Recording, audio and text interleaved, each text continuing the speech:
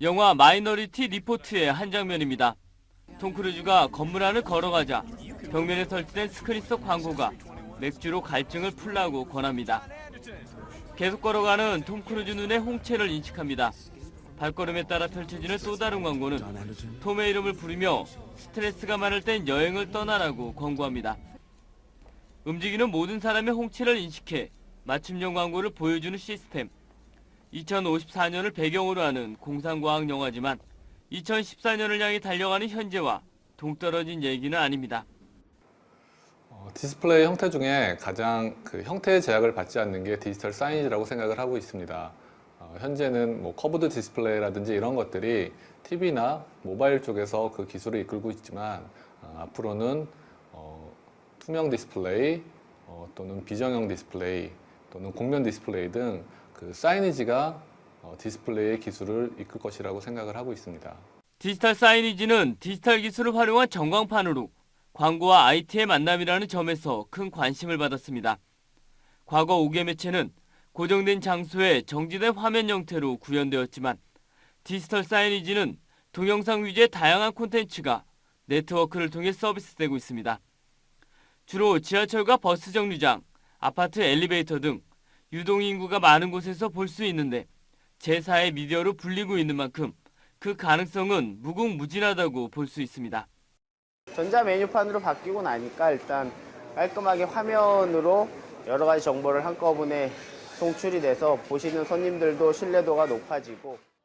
디지털 사이니지가 광고 시장에서 주목받는 것은 생활 패턴의 변화와 밀접한 관련이 있습니다. 과거엔 집안에 거주하는 시간이 많아 텔레비전과 신문 같은 올드미디어에 의존하는 광고가 많았지만 야외 여가 활동이 증가하고 있는 요즘은 상황이 달라진 겁니다.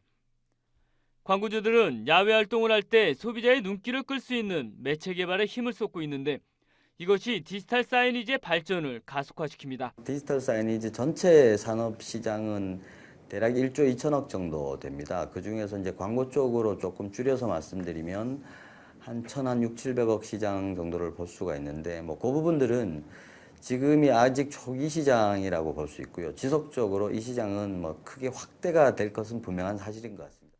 디지털 사이니지 시장의 전망이 밝다는 것엔 이견이 없지만 더디게 진행될 것이라는 의견도 있습니다.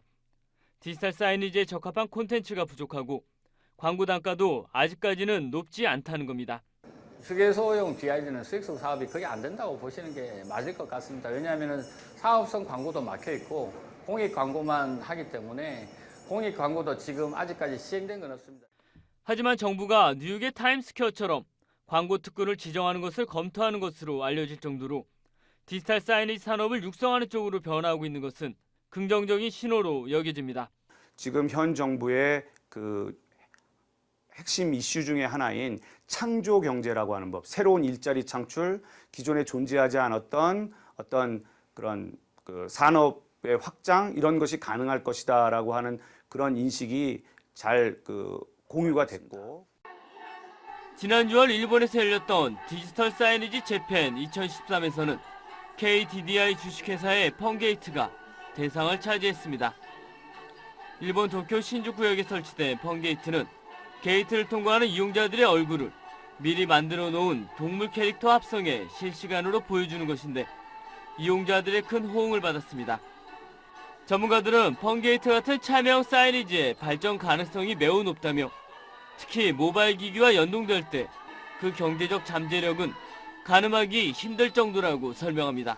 기존의 이제 소비자들이 자신이 갖고 있는 모바일 기기를 통해서 5개 매체에 스스로 그 메시지나 콘텐츠에 참여할 수 있는 그런 여러 기술들이 개발이 됐고 그런 의미에서 본다면 광고의 몰입도가 높아질 것이고 그것은 광고의 효과의 상승을 의미하는 것이고 디지털 사이니지는 공항이나 항만 같은 공공기관에서도 중요한 이슈로 떠오르고 있습니다.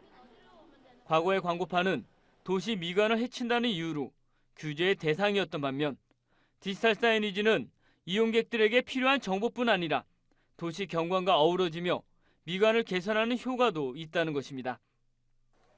제주공항의 경우 최신 기법의 디지털 사이니지를 대거 접목시켰는데 미관을 살렸다는 평가와 함께 전국공항 최초로 도입한 AR 광고가 좋은 호응을 받고 있습니다.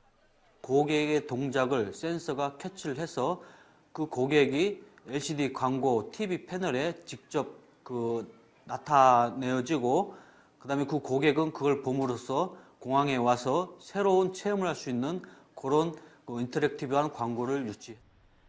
인천항만의 경우 내년 상반기에 인천항 제3정문에 가로 12.8m, 세로 5m 규모의 디지털 사이니지를 설치할 예정입니다. 운전자들이 많이 드나드는 특성으로 멀리서도 잘 보여야 하는데 새롭게 설치되는 사이니지는 이러한 기능을 갖췄으며 주변 경관과도 어우러져 미간을 살렸다는 겁니다. 또 조위 정보와 파고 정보, 터미널 혼잡도를 실시간으로 제공하며 공익 광고도 선보일 예정입니다.